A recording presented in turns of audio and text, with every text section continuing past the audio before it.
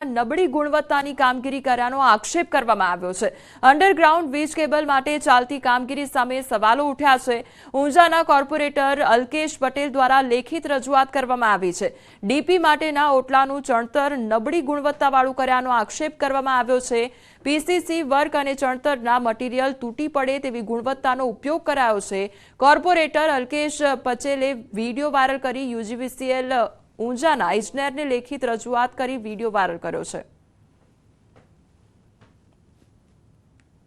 भाई तक तू कॉम करे कॉन्ट्रैक्टर कौन है करियो तो शेक नहीं होए कॉन्ट्रैक्ट कॉम करे कॉन्ट्रैक्टर कौन है कॉन्ट्रैक्टर खबर है हम नवा मानस है अरे नंबर तो है मोबाइल तार पा हाउ रब ना था ना पानी आई ईटो कोरे कोरी काट आटा ये हाउ जीबी नु कॉम से वाद आजी पड़ आओ पड़ बताओ हम सरदार जी को फोटो लो हेलो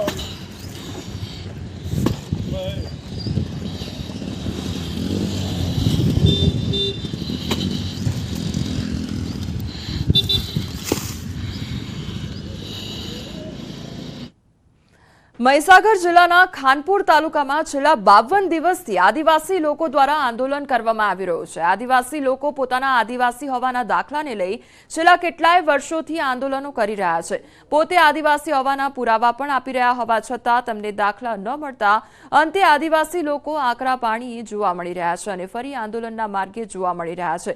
ખાનપુર તાલુકામાં ચાલી રહેલ આંદોલનને 52 દિવસ વીતી ગયા છતાં તંત્રના પેટનું પાણી હલી નથી રહ્યું તેમજ તંત્ર તરફથી કોઈ પ્રકારની મુલાકાત પણ લેવાઈ રહી નથી, જેથી આદિવાસી લોકો તેમના બાળકોને શાળાએ મોકલવાનું પણ બંધ કરી દીધું છે। છતાં તંત્ર ઘોર નિદ્રામાં હોય તેવું ભાસી રહ્યું છે। આદિવાસી લોકો આદિવાસી હોવાના સજ્જડ પુરાવા પણ આપ્યા છે, છતાં પણ દાખલા હજી સુધી મળતા નથી। બાળકો તો શાળામાં અત્યારે મારે 214 રજીસ્ટર છે, એમાંથી એવરેજ 25-27 બાળકો આવી રહ્યા છે અધર જ્ઞાતિના, અને જે આદિવાસી બાળકો છે એ બાળકો સદંતર છેલ્લા 50-52 દિવસથી આવતા નથી। હું મારા શિક્ષક મિત્રો અમે સતત વાલી સંપર્કમાં જઈએ છીએ, પરંતુ વાલીને સમજાવવા છતાં પણ વાલી સમજવા માટે તૈયાર નથી। ખાનપુર તાલુકાના આદિવાસી વિસ્તારની અંદર અમારા દાખલા જોઈ અમને દાખલાથી હાલતા અમે 50 દિનથી આંદોલન ચાલે, બરાબર। સોરો નહીં મોકલતા બાલવાટિકમાં કોઈ તંત્ર હમું જોતું નથી અમને, બરાબર। અને અમારું આંદોલન જો સુધી દાખલા નહીં મળે તો સુધી શરૂ રહે। મહીસાગર જિલ્લાના ખાનપુર તાલુકામાં આદિજાતિના દાખલાને લઈને આદિવાસી લોકો છે તે લડત ચલાવી રહ્યા છે। પહેલા કેટલીય વાર આંદોલનો કર્યા છે, પરંતુ આ વખતે નવું આંદોલન સામે આવ્યું છે। આજે 52 દિવસથી પોતાના બાળકોને શાળાએ મોકલતા નથી।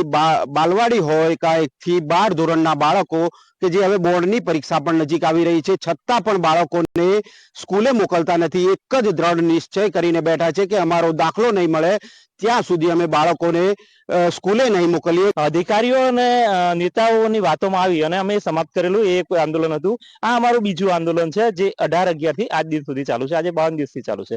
વાત રહી પુરાવાની, તો પુરાવા તો અમે ગુજરાત સરકારને અને આદિજાતિ વિભાગને 1824 થી લઈ અને આજ દિન સુધીના એટલે 200 વર્ષ પુરાણા પુરાવા, અને એ પણ સરકારી પુરાવા, એ કઈ અમે ઉભા કરેલા નથી। સરકારી ગેજેટ, સરકારી પુરાવા અમે આ સરકારને રજૂ કર્યા છે કે ભાઈ આ તમે જ પબ્લિશ કરેલા પુરાવા છે, તો તમે આ પુરાવાને ધ્યાને લઈ અને અમે અમારી જાતે પ્રસ્થાપિત કરો। અત્યારે તો વાત કરું તો આ તમામ પુરાવા અમે રજૂ કર્યા છે। એ સિવાયના પુરાવાની વાત કરું તો આજ સરકારને અમે અમારા બાપ દાદાઓ પણ એમને પણ રજૂઆતો કરી, અમે પણ કરેલી, અને અમે 1824 સુધીના પુરાવા રજૂ કર્યા છે। સ્થાનિક દ્વારા કેટલાય એવા પુરાવા સરકારમાં તેમજ તંત્રની અંદર રજૂઆત કરવામાં આવી છે કે અમને દાખલા મળે, તમામ પુરાવા રજૂ કર્યા છે। 1979 થી દાખલા મળતા હતા, 2005 થી દાખલા બંધ થયા છે, આવું પણ અહીંયા સ્થાનિક લોકો છે તે જણાવી રહ્યા છે। પરંતુ કેમ બંધ થયા છે, તમામ પુરાવા સરકારમાં આપવામાં આવે છે, તંત્રમાં પણ આપવામાં આવે છે, પરંતુ દાખલા કેમ નથી મળતા તે પણ એક સવાલ અહીંયા જોવા મળી રહ્યો છે। ત્યારે તંત્રને ન્યૂઝ 18 ગુજરાતી દ્વારા તંત્રને પૂછવામાં આવ્યું ત્યારે તંત્ર કેમેરા સમક્ષ કંઈ પણ કહેવા ઇનકાર કરે છે અને પોતાની જવાબદારીઓમાંથી છૂટતું હોય તેવું સ્પષ્ટ અહીંયા લાગી રહ્યું છે। મિતેશ ભાટિયા, ન્યૂઝ 18 ગુજરાતી, મહીસાગર।